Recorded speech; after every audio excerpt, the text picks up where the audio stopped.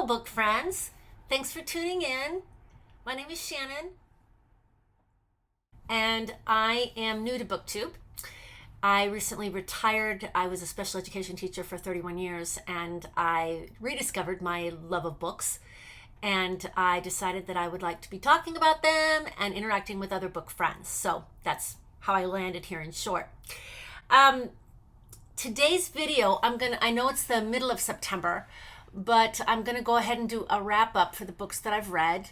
The reason I'm doing it mid-month instead of at the end of the month is actually twofold. I was eager to get my first video out, so that's one. But the other reason is I've got a lot going on for the rest of September, and I probably won't be reading a lot. I might get one or two more books read, but I'll go over the books that I've read so far. I've read 8, and then any that I read after this video, I'll tack on to my beginning of October TBR video. So that's the plan there.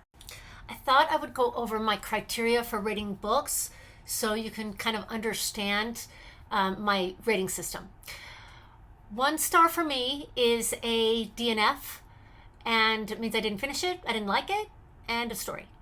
2 stars would be that I did finish it, however, I didn't like it. It wasn't a good read for me. The reason it got 2 stars instead of DNFing it was it had some aspects that I did like that kept me going, but overall not a good reading experience. 3 stars for me means I like the book, I like the characters, I like the plot, I enjoyed my time reading, and I would recommend that particular book to many others. And 4 stars to me means I love the book, loved the characters, loved the plot. It made me I had feelings about the book. Maybe I was sad, maybe I was laughing a lot, but a wonderful reading experience. And 5 stars for me is over the top. Love this book, want everyone to read it, can't stop thinking about it, and it's definitely a reread for me. Okay, the first book I'm going to talk about that I read this month is Hot House Flower by Krista and Becca Ritchie. This is the 5th book in the Addicted series, and this one follows Reich and Daisy. Daisy is of the Calloway family. She's the youngest. In the earlier books, she was 15 and Reich was 22, and they struck up a friendship in the earlier books, and he kind of looks out for her like a younger sister. In this particular book, which is years later, Daisy is a model, and she was a model when she was younger as well, but she's now 18 and she's on her own, and she is in Paris, and she is trying to navigate the industry and prove to her parents that she can do it. While Daisy is on her own in Paris, she finds out how brutal the modeling industry can be, and it gets ugly. And when things spiral out of control, she calls Reich. And he comes to her rescue, and that whole forbidden love that we can't be together because of the age gap and because of the family and the friends, that kind of goes out the window, and they start their relationship from there. It's very... they're both thrill seekers, and it's very found family. And when I started reading this series, I didn't think I would like it because it does follow just a bunch of rich kids who enable each other and get into all kinds of trouble. But you do become addicted to the Addicted series. You become very you just want to see that the characters find their way and that they figure things out in life, because in a lot of ways they're all very messed up. But I gave this 4 stars, and I enjoyed it very much, and I'm going to continue the series. And if you are going to read the series, I strongly suggest that you start at the beginning. You kind of need to, you can't pick it up in the middle. It's not a standalone. So if that sounds like it might be something you'd like, then by all means give it a shot. The second book that I read this month was Practice Makes Perfect by Sarah Adams. This one is a standalone, but it also is an interconnected series with When in Rome. This one follows his younger sister, Annie, who owns a flower shop, and she is a very introverted, quiet type of person. She goes on a date, and she overhears her date say that she's boring on the phone to someone else, so she thinks that she needs to figure out how to date, and so she decides to hire someone to help her in this area, and she ends up hiring her brother's fiance's bodyguard. His name is Will, and He is very opposite of Annie. He's very outgoing, has tattoos, he's very adventurous, and he begins to tutor her in dating, and their sparks start to fly there. So I gave this one 4.5 stars. It made me laugh. It was funny. It was very well written. Okay, and so this one is small town. He's a dating coach. It's opposites attract. It's a dual POV, which I always like because you're getting both perspectives of the two main characters. And one of the quotes I liked from this one, I like to write down quotes in my reading journal, so I'm going to give you maybe a quote from each book that I've read. In this one, he says to her at one time, "It seems to me, Annie, that you are just waiting for someone to give you permission to be yourself out loud." I love that. This one was 4.5 stars, and I highly recommend. Okay, next book I read was The Score by Elle Kennedy. This is a sports romance, and it is the middle of the off-campus series. The first one was called The Deal. I gave that one 5 stars. The second one was The Mistake, and I gave it 4. The Score follows, they're all about the hockey team, college hockey team, and The Score follows Dean, who is the playboy of the hockey team. And Dean does not want a relationship. He's all about having fun and hooking up and enjoying life. So he's the main male character, and we have Allie, who is the main female character, who is the opposite of that. She's definitely a relationships girl. In the beginning of this story, she's just broken up with her boyfriend they were in a relationship for many years. And so she's struggling, trying to get a grip on that. And she and Dean end up getting together and hooking up one night, and afterwards she's regretting it and feeling bad about it, and he's not at all, and he's all about doing it again, and she's like, "No, I'm not this, I don't do casual sex, I can't do this." And then Dean kind of pursues her because he just gets along with her so well, and they have so much fun together, and he continues to pursue her, and you'll see where that relationship goes. It's a lot of fun. I gave this one 3 stars. And the reason for that, I think, was because of the Playboy element. I had a lot of cringe moments in this one. And other than that, I liked Allie and Dean together, and I liked there's a lot of things I did like. Dean has he coaches a kids team, and he's got a passion for that. And Allie, she's just a delightful girl. She's got a sick father, and she helps him out quite a bit. So there was a lot I liked, but the cringe moments kind of knocked it down to a 3 for me.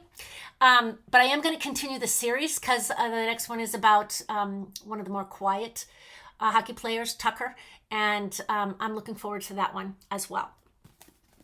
Okay, the next one I read was The Kiss Quotient by Helen Hong, and this one follows Stella and Michael.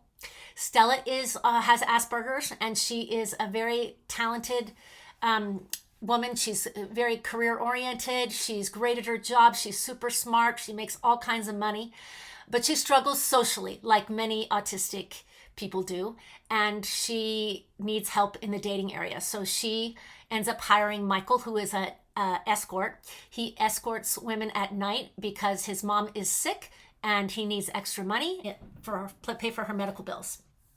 It deals with disabilities, and there's also a cultural heritage family element to it that I really enjoyed. I kept thinking during this book that, wow, that autism was represented so well in this book. And then I read the author's note at the end, and it turns out that she has autism.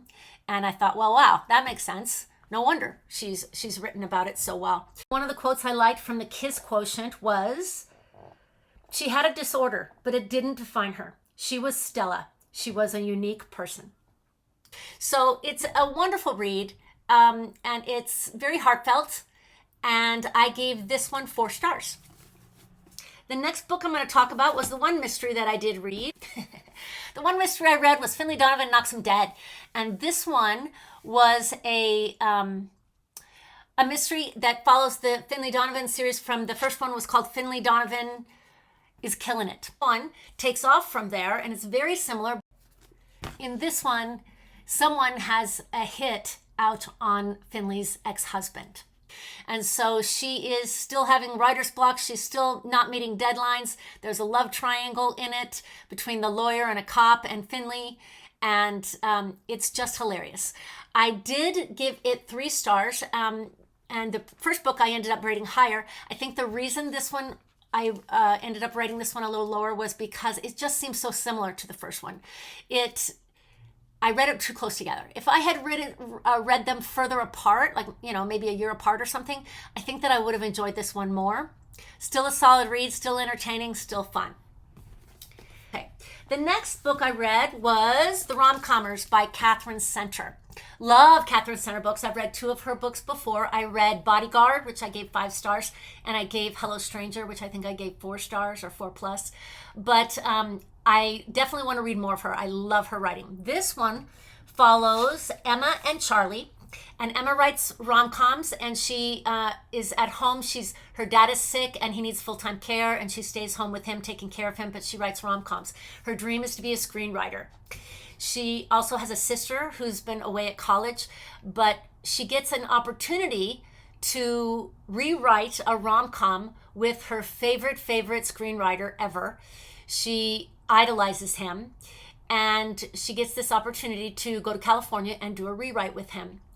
So she ends up arranging her sister to take care of their dad, and she ends up getting to California. And when she meets Charlie, who is the screenwriter, she is very disappointed, of course, because he's grumpy and he's mean and he's insulting and not anything, like what she had hoped.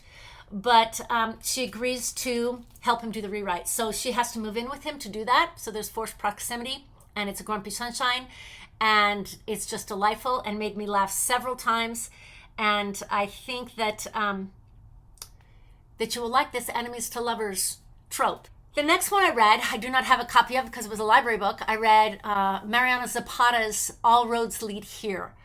This book follows Aurora and Rhodes are the 2 main characters, and then Rhodes has a son named Amos.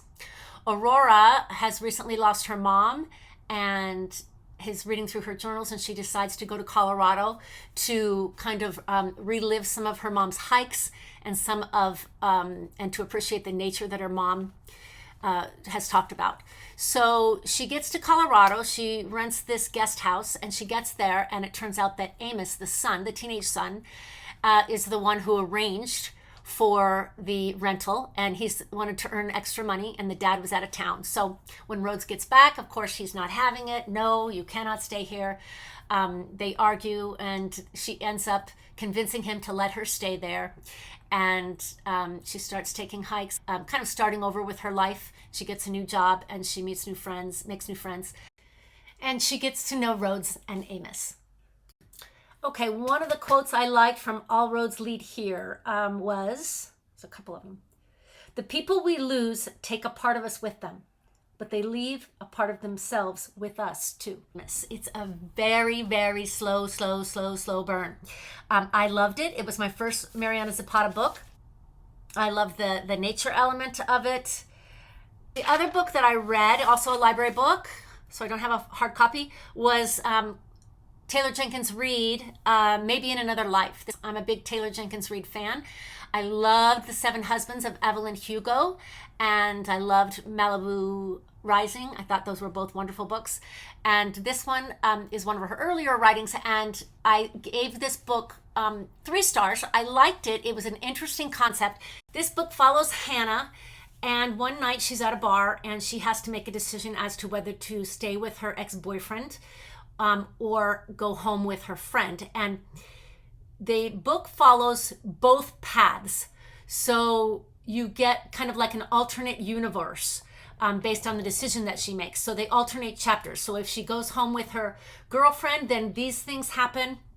And then if she stays at the bar with her boyfriend, then another set of things happen. So you follow both of those through to the end. It was an interesting read. I got a little confused. Sometimes if I hadn't read it in a day or two, then I would pick it up and I'd be like, okay, which universe am I in? And I would have to kind of flip back and see.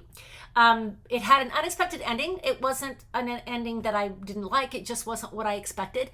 And the writing was beautiful. It's Taylor Jenkins Reid, so she always writes well. And I gave this one 3 stars. Not my favorite Taylor Jenkins Reid read, but still entertaining and interesting. So that one got 3 stars from me. If you have a Taylor Jenkins Reid book that you really liked, or a Mariana Zapata book, or a Catherine Center book, I'm definitely going to be reading more of those. So please comment in the and let me know what books you recommend from those authors. Okay, friends, that wraps up my video for today. Thank you for tuning in. Please hit subscribe, hit like, leave me comments. I love hearing from you. And until next time, take care of each other. Happy reading.